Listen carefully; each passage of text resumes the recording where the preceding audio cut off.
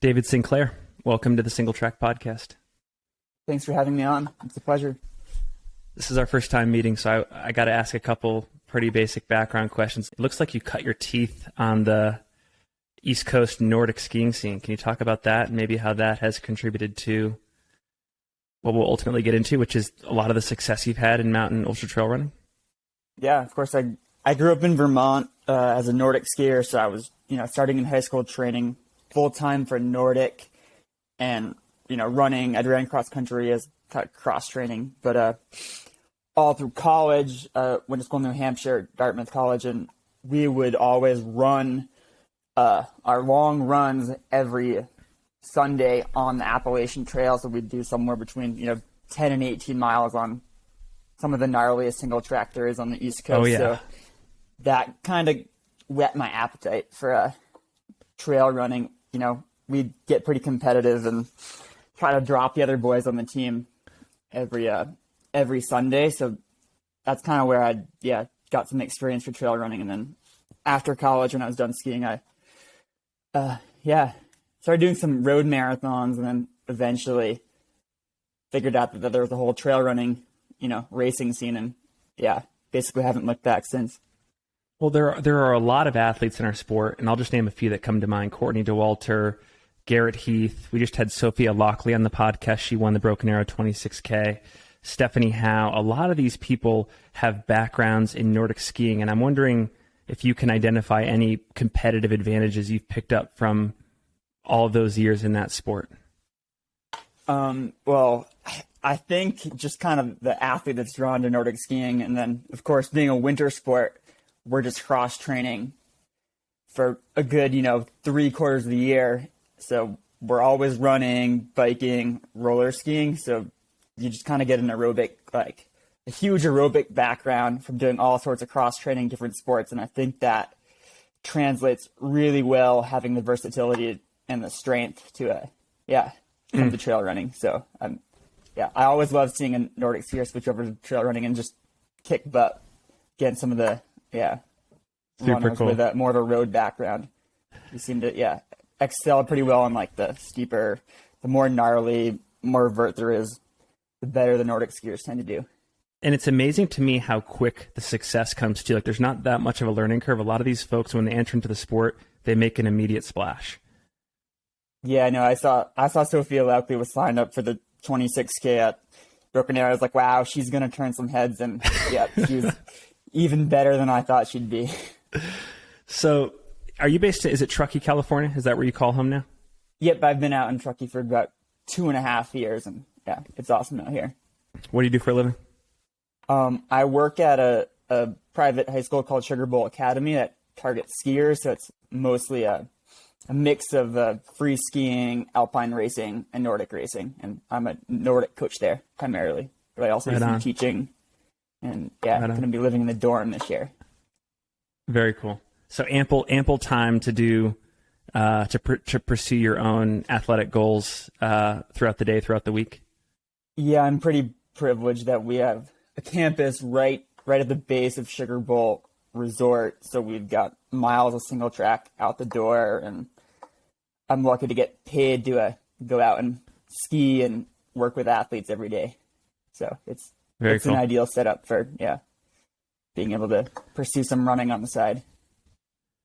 One more question that I got to ask before we get into discussion about Speedgoat. You had an absolutely awesome race at the Canyons 100K back in April. You battled with Adam Peterman basically the entire race, finished second, declined a golden ticket. But what impresses me the most is I looked at your Strava the week after, and you logged like a 20-hour week time on feet if you include like bike and stuff.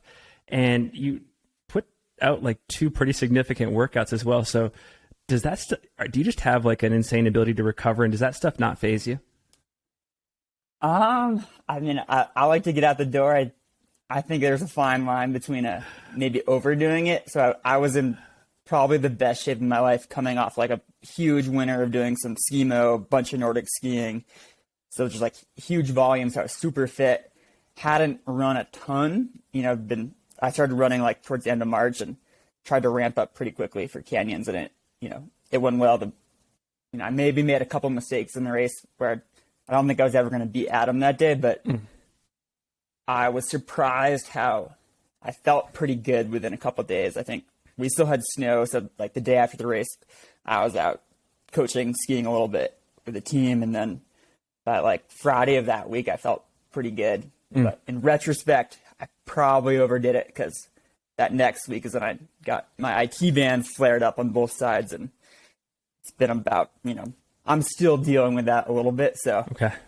if I did it again, I would probably take a week or two completely off running. Gotcha. It was an impressive week nonetheless. But yeah, I think the Nordic skiing background, just doing a lot of cross training, helps with the recovery and being able to get back to training pretty quickly.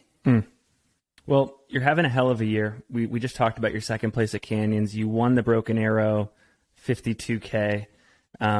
Speed goes up next. That's what we're here for. But I guess I have one more question. I'm curious, how do you organize your year in terms of peaking for particular races? Like, is there any overarching theme to the races you pick and what you care about the most? I think you mentioned that I'm pretty versatile. I like doing a wide variety of races. I think that the 50K seems to be more like my sweet spot, especially with the mountainous, a lot of vert. That's my favorite. And so there's a lot of cool races out there to branch out, but like Broken Arrow and Speedgoat have been, two of my favorites over the years. So that led me to them. I've been interested in going up in distance, so I thought, Canyons being so close to home and living in Truckee was a great way to, try to 100K. And with that going well, I'm definitely interested in, continuing to go up in distance. But I would say I'm not the best planner, where I kind of, take it a month at a time, see how the training's going, how my body's responding. And I don't have, I tend to not pick just like one race.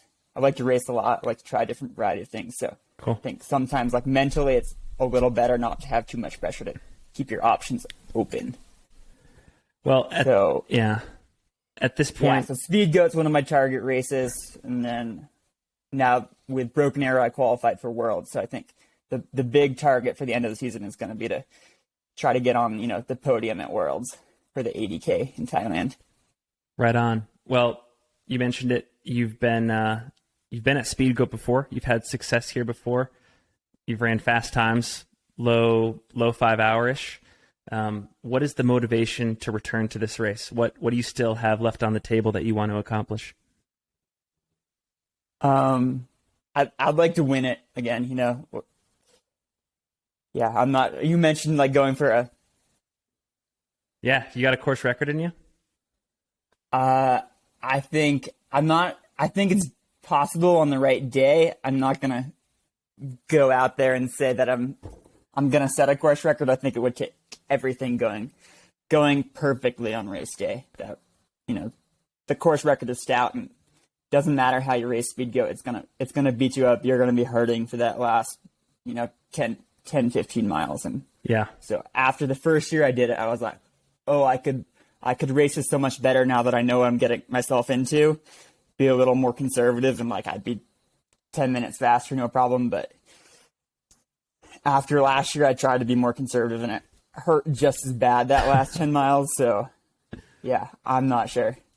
Given the people that have been to this race, the Jim Walmsleys, the Michelino Sensaris, the Antons, the Sages, the course record I think is like 5:04, somewhere in that range. At this point, do you think we're shaving off seconds, or is sub 5 hours ever possible at this race?